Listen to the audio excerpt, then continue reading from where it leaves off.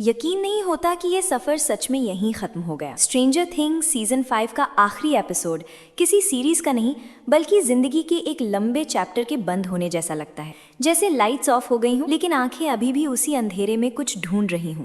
Episode 8 एक पूरी film की तरह चलता है जहाँ हर फ्रेम में वजन है, हर सीन में अतीत की परछाइयाँ हैं और हर साउंड के पीछे सालों की यादें सांस ले रही हैं। अपसाइड डाउन आखिरी बार खुलता है और लगता है जैसे हॉकिंस ही नहीं बल्कि हमारा बचपन भी एक आखिरी जंग लड़ने जा रहा है। वेक्ना अब सिर्फ विलन नहीं रह जाता, वो उस ट्रॉमा का चेहरा बन जाता है जिससे भागने के बजाय हमें लड़ना पड़ता है। पूरी गैंग एक बार फिर खड़ी होती है, थकी हुई, टूटी हुई, लेकिन पहले से ज्यादा इंसान।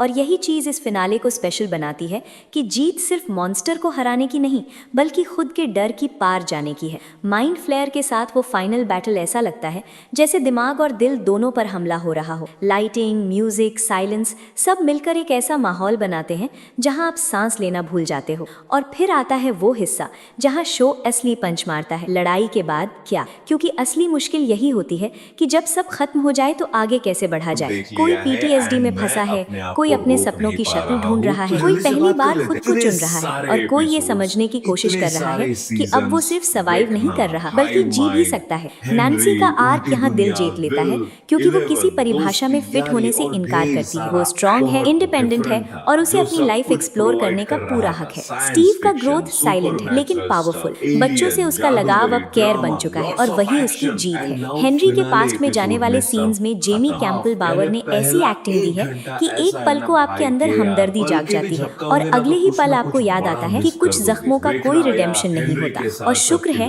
शो ने उस लाइन को क्रॉस नहीं किया। जॉयस का आखिरी फैसला कड़वा है लेकिन जरूरी है क्योंकि कुछ लोग माफी नहीं बल्कि अंत डिजर्व करते हैं। मिलिट्री वाला एंगल थोड़ा लड़खड़ाता है और लॉजिक के हिसाब से कई सवाल छोड़ जाता है लेकिन वो इतने भारी नहीं कि इस इमोशनल वेव को तोड़ सके। हॉपर का मोनोटॉक ऑफर एक सॉफ्ट लैंडिंग देता है, ये बताने के लिए कि सिस्टम सब कुछ नहीं समझता लेकिन कभी कभी समझौता कर लेता है। और फिर आता है एपिलॉग जो कोई क्लोजर नहीं देता बल्कि एक्सेप्टेंस सिखाता है कि हर कहानी को पूरी तरह समझना जरूरी नहीं होता। कुछ कहानियां बस यकीन मांगती हैं, यकीन कि कहीं दूर वो लोग अपनी हैप्पी एंडिंग जी रहे होंगे। और शायद यही वजह है कि ये एंड परफेक्ट लगता है, टेक्निकली नहीं लेकिन इमोशनली।